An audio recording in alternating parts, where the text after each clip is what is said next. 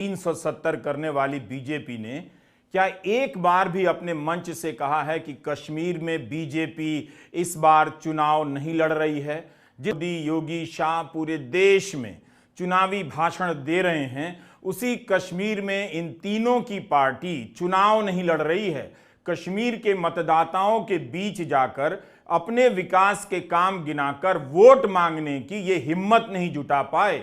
नमस्कार, मैं रवीश कुमार। यूपी, बिहार और गुजरात में 370 करने वाली बीजेपी ने क्या एक बार भी अपने मंच से कहा है कि कश्मीर में बीजेपी इस बार चुनाव नहीं लड़ रही है? जिस कश्मीर घाटी को लेकर मोदी, योगी, शाह पूरे देश में चुनावी भाषण दे रहे हैं, उसी कश्मीर में इन तीनों की पार्टी चुनाव नहीं लड़ रही है। कश्मीर के मतदाताओं के बीच जाकर अपने विकास के काम गिनाकर वोट मांगने की ये हिम्मत नहीं जुटा पाए। आखिर क्यों बीजेपी कश्मीर के चुनावी मैदान से भाग खड़ी हुई? हम आज के वीडियो में इस पर बात करेंगे। लेकिन मेरी एक थ्योरी रही है कि धर्म के अलावा धारा 370 की राजनीति ने हिंदी प्रदेश की चेतना का गुड़ गोबर कर दिया है। इसे लेकर युवाओं में इतना झूठ उनके भीतर बिठा दिया गया है कि अब संभव नहीं है कि वे सही तथ्य बताने पर समझ पाएंगे। उन्हें केवल कश्मीर का नाम लेते ही ताली बजाना आता है। बीते 10 सालों में उन्हें यही ताली बजाना सिखाया गया है। क्या आपको यह बात हैरान नहीं करती है कि जो बीजेपी धारा 370 हटाने को अपना सबसे बड़ा काम बताती है, वही बीजेपी कश्मीर से चुनाव नहीं लड़ रही? श्रीनगर, बारामूला और अनंतनाग राजौरी लोकसभा क्षेत्रों में बीजेपी के कार्यकर्ताओं को अपना झंडा लेकर घूमने का मौका नहीं मिलेगा। यहां पीडीपी और नेशनल कॉन्फ्रेंस में मुकाबला है, लेकिन बीजेपी मैदान में नहीं। 2019 में बीजेपी यहां से चुनाव लड़ी थी, लेकिन 2024 में मैदान छोड़कर भाग गई है। 2019 के बाद से बीजेपी के कई नेताओं की यहां हत्या भी हुई, लेकिन अब उनकी पार्टी के बड़े नेता इतनी हिम्मत नहीं जुटा सके कि कश्मीर में चुनाव लड़ते, अपने कार्यकर्ताओं का मनोबल बढ़ाते। अगस्त 2021 की वायर की रिपोर्ट है। अनुच्छेद 370 के निरस्त किए जाने के 2 साल बाद की इस रिपोर्ट को देखिए। 2 साल के भीतर जम्मू और कश्मीर में बीजेपी के 23 नेता और कार्यकर्ताओं की हत्या कर दी गई। ये जानकारी बीजेपी के प्रवक्ता अल्ताफ ठाकुर ने खुद ही दी थी। इस खबर के बाद हमने काफी कुछ खोजा, मगर बीजेपी कार्यकर्ताओं पर हमलों को लेकर क्या कदम उठाए गए, हमलों में कमी आई या नहीं, इसकी जानकारी हमें नहीं मिली। कश्मीर की सीटों पर नहीं लड़ना बता रहा है कि मैदान छोड़कर भागने में बीजेपी का जवाब नहीं। अपनी पार्टी डेमोक्रेटिक प्रोग्रेसिव आजाद पार्टी पीपुल्स कॉन्फ्रेंस भी चुनाव लड़ रही है। चर्चा चलती रहती है कि इनमें से किसी से घोषित समझौता होगा तो किसी से अघोषित। गृहमंत्री अमित शाह ने कश्मीरियों से अपील की, अपने लिए वोट मांगने की अपील नहीं की। अपील यह की कि कश्मीरी कांग्रेस, नेशनल कॉन्फ्रेंस और पीडीपी को छोड़कर किसी भी दल को सपोर्ट करें। 21 अप्रैल के इंडियन एक्सप्रेस की खबर के अनुसार बीजेपी ने कहा था कि वह घाटी में राष्ट्रवादी दलों को सपोर्ट कर रही है ना कमाल की दलील। खुद को राष्ट्रवादी कहने वाली पार्टी कश्मीर में चुनाव नहीं लड़ रही और कह रही कि वहां के राष्ट्रवादी दलों को सपोर्ट कर रही है। क्या आपने चुनावी मैदान से भागने वाली ऐसी राष्ट्रवादी पार्टी देखी है? जम्मू कश्मीर की 6 सीटों के लिए कांग्रेस और नेशनल कॉन्फ्रेंस का गठबंधन बना है। दोनों का साझा उम्मीदवार अनंतनाग, श्रीनगर और बारामूला से खड़ा है। उमर अब्दुल्ला और सलमान खुर्शीद ने साझा प्रेस कॉन्फ्रेंस में इसकी घोषणा की थी। तीनों सीटों पर नेशनल कॉन्फ्रेंस के ही उम्मीदवार हैं, कांग्रेस के नहीं। आज उमर अब्दुल्ला ने बारामूला से अपना पर्चा भर दिया है। खराब मौसम के चलते कश्मीर में 5 चरणों में चुनाव हो रहे हैं। अनंतनाग राजौरी में चुनाव की तारीख बदल दी गई। पहले यहां 7 मई को चुनाव होने थे, अब 25 मई को मतदान होगा। महबूबा मुफ्ती इसी सीट पर चुनाव लड़ रही हैं। श्रीनगर में 23 मई को चुनाव होगा। इस साझा प्रेस कॉन्फ्रेंस में उमर से सवाल पूछा गया तो उन्होंने कहा कि पहले से ही नेशनल कॉन्फ्रेंस उन्हीं 3 सीटों पर मजबूत है, इसलिए निर्णय लिया गया कि उन्हें हिलाने की जरूरत नहीं। प्रधानमंत्री मोदी ने इस लोकसभा में बीजेपी के लिए 370 सीटें जीतने का लक्ष्य रखा है। यह 370 का जो नंबर है वो धारा 370 का है और इस 370 में कश्मीर घाटी से बीजेपी के खाते में कोई सीट नहीं होगी। बीजेपी के नेता कई दिनों से राहुल गांधी को ललकार रहे हैं कि अमेठी से चुनाव लड़े, अमेठी से भाग गए हैं, राहुल ने हार मान ली है, मगर यह नहीं बता रहे कि खुद कश्मीर से चुनाव नहीं लड़ रहे हैं। क्या बीजेपी ने कश्मीर में हार मान ली है? 2019 का चुनाव ही बीजेपी पुलवामा में हुए आतंकी हमले, बालाकोट स्ट्राइक से माहौल बनाकर पूरे देश में जीती थी। सेना और शहीदों के नाम पर तब भी वोट मांगा गया, अब भी बीजेपी के नेता बालाकोट के नाम पर वोट मांग रहे हैं, मगर कश्मीर से चुनाव नहीं लड़ रहे। अगर आप बिल्कुल नहीं हंसेंगे तब मैं प्रधानमंत्री का एक बयान दिखाना चाहता हूं। पहले आप प्रॉमिस कीजिए कि नहीं हंसेंगे। अभी 26 अप्रैल को प्रधानमंत्री बंगाल आए, वहां कह दिया कि बंगाल से उनका गहरा नाता है, पिछले जन्म में बंगाल में पैदा हुए थे या अगले में होंगे। 7 मार्च को उन्होंने श्रीनगर के बख्शी स्टेडियम में एक सभा की, उस दिन भी प्रधानमंत्री ने कह दिया कि कश्मीर से उनका गहरा नाता है। बिना नाता निभाए और बताए तो प्रधानमंत्री लगता है भाषण भी नहीं देते हैं। मैंने जम्मू कश्मीर को भी हमेशा अपना परिवार माना है। परिवार के लोग दिल में रहते हैं, मन में रहते हैं, इसलिए कश्मीरियों के दिल में भी यही है कि मैं हूं मोदी का परिवार, मैं हूं मोदी का परिवार। भाषण में कुछ भी बोल देने की कला आपको प्रधानमंत्री नरेंद्र मोदी से सीखनी चाहिए। और अगर झूठ बोलने में समस्या आ रही है तो प्रधानमंत्री मोदी का भाषण रोज सुना कीजिए। पूरे मोहल्ले में आपसे सटीक झूठ बोलने वाला कोई नहीं होगा।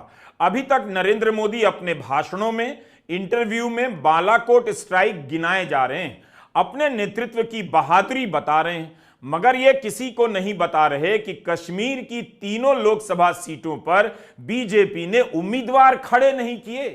आपने हिंदी के तमाम 3rd क्लास अखबारों में धारा 370 पर कितनी हेडलाइन देखी होगी।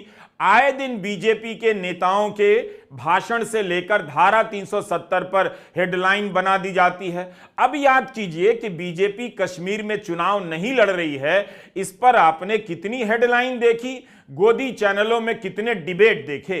क्या किसी ने कहा कि बीजेपी कश्मीर के चुनावी मैदान से भाग गई है? एक पार्टी जो हर भाषण में कश्मीर कश्मीर करती रहती है, वह पार्टी कश्मीर से ही चुनाव नहीं लड़ रही। गोदी मीडिया जब तक लाल चौक पहुंच जाता है, वहां जाने वाले पर्यटकों के वीडियो दिखाकर बताता है कि कितना विकास हो गया, कश्मीर में स्थिति सामान्य हो गई। बीजेपी अपने प्रचार में कहती है कि कश्मीर में पर्यटकों की संख्या बढ़ गई है। प्रधानमंत्री मोदी कहते हैं केवल 2023 में कश्मीर में 2 करोड़ से ज्यादा पर्यटक आए। अब आप बताइए, देश भर से 2 करोड़ लोग कश्मीर घूमने जा सकते हैं, मगर बीजेपी कश्मीर घाटी की तीनों लोकसभा सीटों से चुनाव नहीं लड़ सकती है, मैदान छोड़कर भाग गई। क्या आपको यह बात मामूली लगती है? इस बात का भी ध्यान रखिएगा कि किसी जगह पर पर्यटक जाने लगे हैं, इसका मतलब यह नहीं कि वहां सब कुछ सामान्य हो गया है। अगर कश्मीर में इतना विकास बीजेपी ने कर दिया है, नरेंद्र मोदी ने कर दिया है, तब वहां चुनाव क्यों नहीं लड़ने गई? जबकि 7 मार्च को श्रीनगर के बख्शी स्टेडियम में प्रधानमंत्री नरेंद्र मोदी की सभा बुलाई गई। आज भी इस पर विवाद होता है कि लोग चलकर आए या सरकारी कर्मचारियों को लाया गया। 2019 में धारा 370 की समाप्ति के बाद पहली बार श्रीनगर में सभा हो रही थी प्रधानमंत्री की। इस बार जब चुनाव ही नहीं लड़ रहे हैं तो प्रचार करने क्या ही जाएंगे? आप गेस कर सकते हैं। प्रधानमंत्री को कश्मीर में चारों तरफ कमल ही कमल नजर आने लगा। उनकी ईमानदारी की दाद देनी होगी। उन्होंने देवदार और चीड़ में कमल नहीं देखा। 50 साल पहले बने जम्मू कश्मीर क्रिकेट एसोसिएशन के लोगों में भी कमल है। ये सुखद संयोग है या कुदरत का कोई इशारा कि बीजेपी का चिन्ह भी कमल है और कमल के साथ तो जम्मू कश्मीर का गहरा नाता है। इतना गहरा नाता था तो बीजेपी को कश्मीर की तीनों सीटों से लड़ना था। कश्मीर वाले भी जान जाते कि नाता कितना गहरा है। उन्हें भी नाता दिखाने का मौका तो मिलना चाहिए था। लेकिन सिंपल शब्दों में कहें तो 2024 के चुनाव में बीजेपी और नरेंद्र मोदी कश्मीर घाटी के चुनावी मैदान से भाग गए हैं। अगस्त 2019 में धारा 370 हटाई गई, कश्मीर को लंबे समय तक के लिए सूचना विहीन कर दिया गया, इंटरनेट बंद रहा, 18 महीने तक 4G बंद रहा, अखबार बंद हो गए, कश्मीर के लोग अपनी राय जाहिर नहीं कर सके।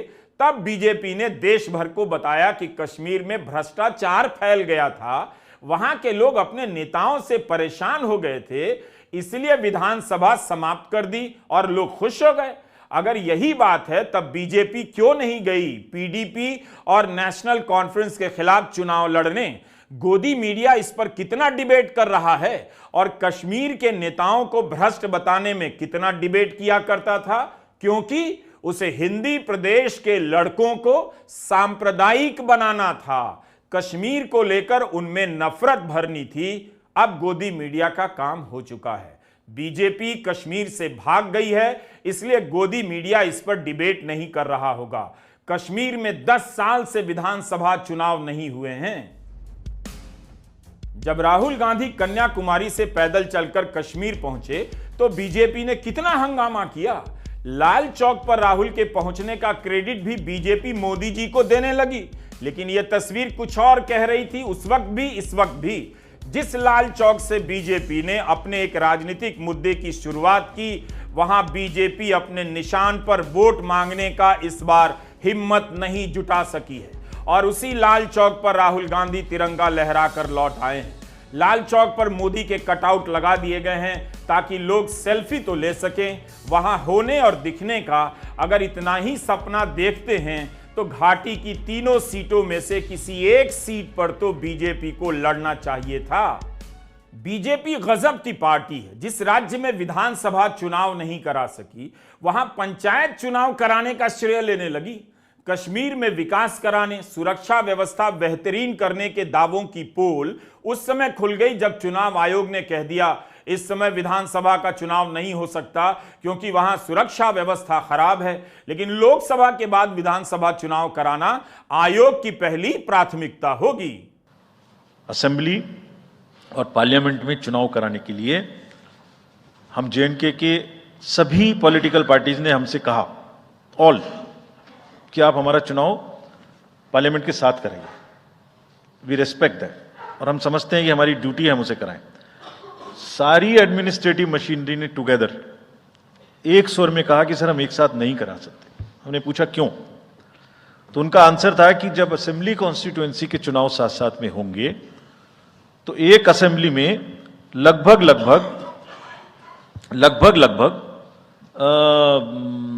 10 से 12 कैंडिडेट खड़े होंगे। सो 90 इंटू 12 करीब 1000 कैंडिडेट हो गए और जेएंडके में सिक्योरिटी की वजह से हर कैंडिडेट को कम से कम 2 सेक्शन फोर्स प्रोवाइड करनी पड़ती है। 2 सेक्शन फोर्स का मतलब हो गया कि हमें करीब 1000 के बीच में 450-500 लोगों की कंपनीज की जरूरत और एक्स्ट्रा पड़ेगी। वो इतने बड़े देश में इस समय में सिक्योरिटी रीजंस में प्रोवाइड नहीं था, बट वी स्टैंड कमिटेड कि हम जैसे ही ये चुनाव खत्म होते हैं उसके तुरंत बाद, क्योंकि फोर्सेस की हमारे पास अवेलेबिलिटी हो जाएगी, हम चुनाव जल्दी से जल्दी वहां कराएंगे। बीजेपी को आखिर किस बात का डर लग रहा है कि धारा 370 के बाद कश्मीर में चुनाव लड़ने जाएंगे तो हार जाएंगे? हारने का डर रहा होगा या जमानत जब्त हो जाने का? जमानत जब्त होने का डर है या 0 वोट मिलने का डर है? 0 तो नहीं होता, कम से कम बीजेपी का उम्मीदवार खुद को वोट तो देता ही। फिर बीजेपी को किस बात का डर था? क्या दुनिया भर में हेडलाइन बनती इसका कि 5 साल धारा 370 पर निकाल देने, कश्मीर में विकास के आसमानी दावे के बाद भी कश्मीर ने बीजेपी को बुरी तरह से रिजेक्ट कर दिया।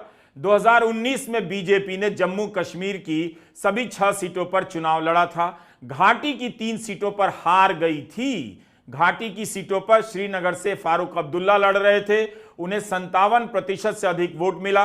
अनंतनाग से हसनैन मसूद ने चुनाव जीता, उन्हें 32% से अधिक वोट मिला और बारामूला से मोहम्मद अकबर लोन को 29% से अधिक मत मिला। पुलवामा और बालाकोट से पैदा किए गए तूफान में भी बीजेपी कश्मीर में बुरी तरह हार गई थी। पुलवामा तो अनंतनाग में है, वहां भी हार गई थी। प्रधानमंत्री मोदी धारा 370 को लेकर भी एक बहुत बड़ा झूठ बोल रहे हैं। कांग्रेस ने अपने मैनिफेस्टो में कहीं नहीं लिखा है कि धारा 370 बहाल करेंगे, लेकिन प्रधानमंत्री अपने इंटरव्यू में कांग्रेस को चुनौती दिए जा रहे हैं कि वह धारा 370 बहाल करके दिखा दे। और ये प्रधानमंत्री के ही शब्द हैं कि 70 साल तक जम्मू कश्मीर में भारतीय संविधान लागू नहीं हुआ, वहां दलितों को पहली बार आरक्षण मिल रहा है, वाल्मीकि समाज को पहली बार आरक्षण मिल रहा है। वो किस बारे में बात कर रहे हैं? क्या उनमें हिम्मत है कि वो प्रेस कॉन्फ्रेंस करके कह दें कि हम अनुच्छेद 370 को फिर से लागू करेंगे? क्या कोई पार्टी ऐसा कहने की हिम्मत कर सकती है? यूपी के गांव में, बिहार के गांव में कश्मीर की बात करते हुए बीजेपी का कार्यकर्ता और नेता शेर बहादुर बन जाता है और उसकी पार्टी कश्मीर में चुनाव लड़ने के नाम से भाग भी जाती है। शेर ही बनने का शौक है तो कश्मीर जाकर चुनाव लड़ना था।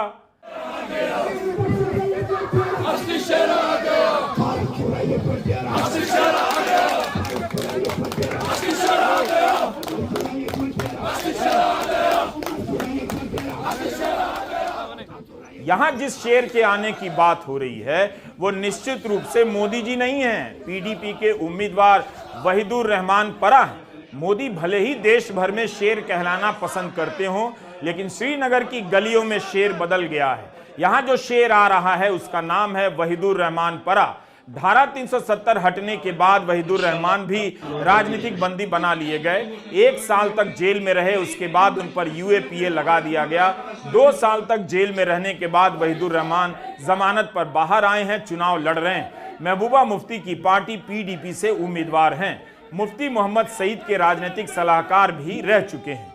हम अच्छी तरह से जानते हैं कि हिंदी प्रदेश में पाठकों और दर्शकों और लोगों को पता ही नहीं चलेगा कि बीजेपी कश्मीर के चुनावी मैदान से भाग गई है, वहां चुनाव ही नहीं लड़ रही, क्योंकि अखबार इस सवाल को लेकर रोज रोज नहीं छापेंगे, गोदी मीडिया पर भी बहस नहीं होगी। तो चुनाव समाप्त होने के 2 साल बाद भी यूपी बिहार के कई लड़कों को पता ही नहीं चलेगा कि बीजेपी कश्मीर में चुनाव लड़ने की हिम्मत नहीं जुटा सकी।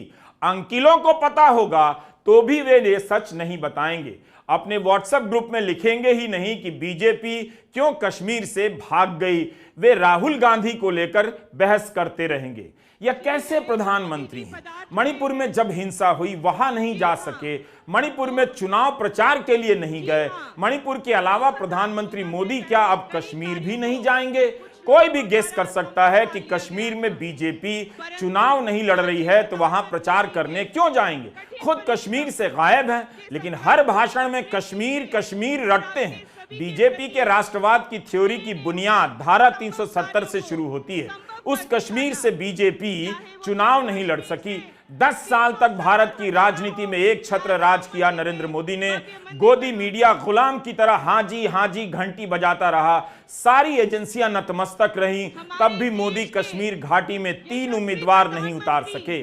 आप इसी साल 7 मार्च का उनका भाषण सुनिए, लगेगा बाराबंकी में 10वीं क्लास में पढ़ने वाला छात्र ललित निबंध लिखकर लाया है। वही सब बातें कि जम्मू कश्मीर एक क्षेत्र नहीं, भारत का मस्तक है और एक उठा हुआ मस्तक ही विकास और सम्मान का प्रतीक होता है। सर जी, जब आपने ही ये मस्तक उठा दिया है तो अपनी पार्टी का झंडा लेकर कश्मीर में चुनाव भी लड़ जाते, बीजेपी के कार्यकर्ताओं का मस्तक भी उठ जाता।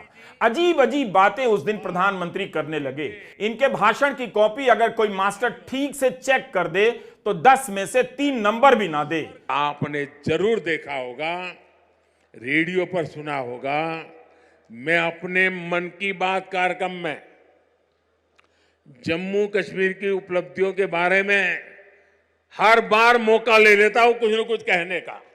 कुछ ना कुछ कहते हुए प्रधानमंत्री मोदी ने 10 साल निकाल लिए और बहुत कुछ होने के नाम पर कुछ ना कुछ ही बताते रहे। अपने भाषणों में धारा 370 हटाने को इन्होंने परिवारवाद से जोड़ दिया। कर्नाटका, बिहार और कई जगहों पर परिवारवादी दलों के साथ मिलकर चुनाव भी लड़ लिया, लेकिन कुछ परिवारों को लाभ मिलता था, इसलिए धारा 370 हटा दी। इस तरह की बातें करते हैं। हर बात में जोर से हंसने की जरूरत नहीं है। सीरियस होकर भी सवाल पूछिए कि सब अच्छा कर ही दिया तो कश्मीर की जनता का विश्वास क्यों नहीं हासिल कर रहे हैं, उससे वोट क्यों नहीं मांग रहे हैं, वहां चुनाव क्यों नहीं लड़ रहे हैं। दशकों तक सियासी फायदे के लिए कांग्रेस और उसके साथियों ने 370 के नाम पर जम्मू कश्मीर के लोगों को गुमराह किया, देश को गुमराह किया। 370 से फायदा जम्मू कश्मीर को था या कुछ राजनीतिक परिवार वही इसका लाभ उठा रहे थे। जम्मू कश्मीर की आवाम ये सच्चाई जान चुकी है कि उनको गुमराह किया गया था। कुछ परिवारों के फायदे के लिए जम्मू कश्मीर को जंजीरों में जकड़ दिया गया था। आज 370 नहीं है, इसलिए जम्मू कश्मीर के युवाओं की प्रतिभा का पूरा सम्मान हो रहा है, उन्हें नए अवसर मिल रहे हैं।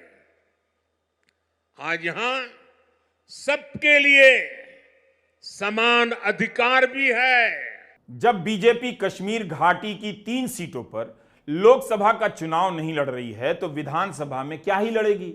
अभी उसके कार्यकर्ता हताश हो चुके होंगे। सवाल यह भी उठता है कि जब बीजेपी चुनाव ही नहीं लड़ेगी तो क्या वह विधानसभा का चुनाव कराएगी। पूछ तो सकते हैं ना। पिछले साल 31 अगस्त को धारा 370 पर सुप्रीम कोर्ट में सुनवाई चल रही थी। उस दिन सॉलिसिटर जनरल ने कहा वे सटीक तारीख नहीं दे सकते कि जम्मू कश्मीर का राज्य का दर्जा कब बहाल होगा। चुनाव आयोग जमीन पर काम कर रहा है, वोटर लिस्ट अपडेट की जा रही है। गुजरात के आनंद में दिया गया प्रधानमंत्री मोदी का यह भाषण आपको सुना तो रहा हूं, लेकिन वे कुछ का कुछ बोले जा रहे हैं। कोई इनसे पूछ ही नहीं रहा है कि आप कश्मीर में चुनाव क्यों नहीं लड़ सके, बल्कि ये सवाल सब तक नहीं पहुंच पाए, इसलिए प्रधानमंत्री कश्मीर पर कुछ और बोले जा रहे हैं ताकि हेडलाइन में उनकी बात छप जाए। यह बात छपे ही नहीं कि बीजेपी कश्मीर के चुनावी मैदान से भाग खड़ी हुई है। अब आप इस वीडियो को देखिए। राहुल गांधी अपने हाथ में संविधान की प्रति लेकर दिखाते हैं, लेकिन प्रधानमंत्री मोदी कहते हैं कि संविधान रखकर नाच रहे हैं। इतनी खराब भाषा अगर प्रधानमंत्री नरेंद्र मोदी की नहीं होगी तो अब बताइए किसकी होगी। आपको पता है भाई, ये कांग्रेस के शाहजादे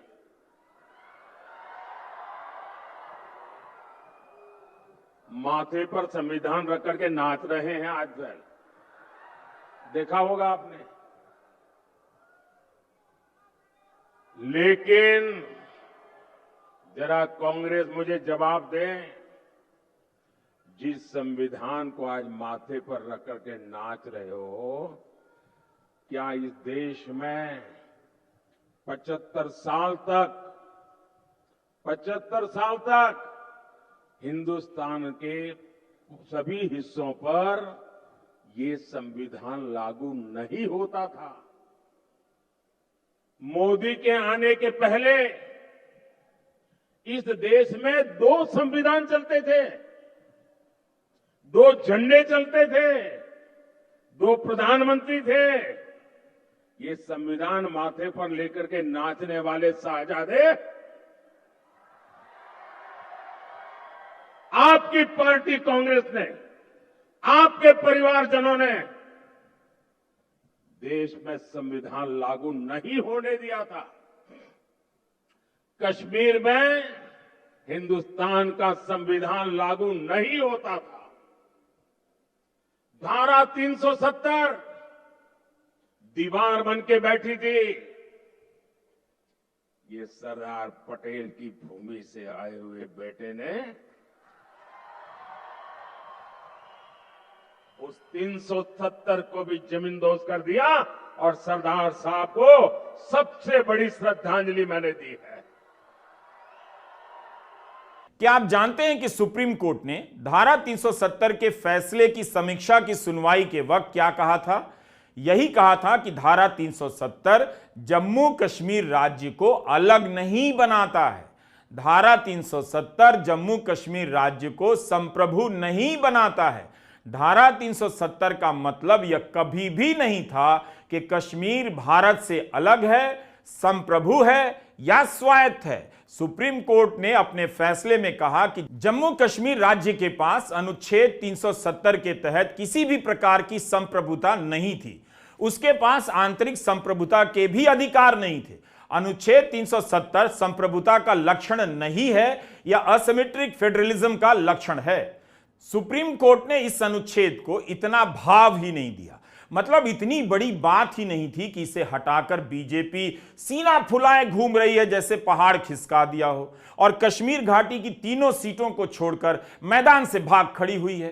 धारा 370 की जगह हमने अनुच्छेद 370 का कम इस्तेमाल किया, मगर यही सही होगा। आम बोलचाल की भाषा में धारा धारा ही चल पड़ी है, तो हम भी धारा में प्रवाहित होकर धारा 370 बोलने लगे, लेकिन सही शब्द अनुच्छेद 370 है। गुजरात के आनंद में प्रधानमंत्री ने जो भाषण दिया है उसका हिस्सा हमने इस वीडियो में सुनाया है, आप फिर से उससे सुनिएगा। पता नहीं क्या क्या बोले जा रहे हैं।